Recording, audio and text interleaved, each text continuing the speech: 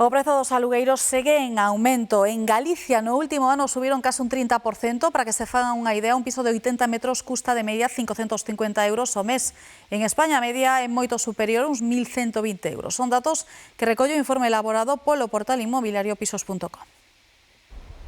1.250 euros mensuais por un piso de 2 dormitorios e menos de 60 metros cadrados na Coruña. Malia o prezo, anuncios como estes son efémeros nun mercado sometido a unha tensión inédita. Moitas veces temos que desconectar o anuncio para poder atender a xente que nos demanda, porque se o deixamos moito tempo non podemos atender a todo o mundo xa, porque é imposible, xa perdemos chamadas, perdemos correos, perdemos todo.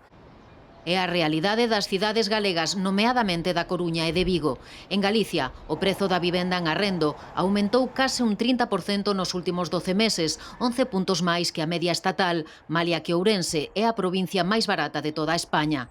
A oferta non acompaña a demanda. Os profesionais do sector inmobiliario animan os propietarios a confiar na opción do alugueiro tradicional.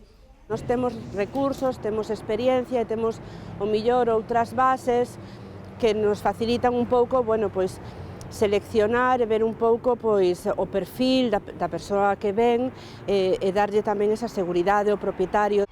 Temos ao redor de 500.000 de pisos baleiros e unha oferta crecente de alugueiros turísticos.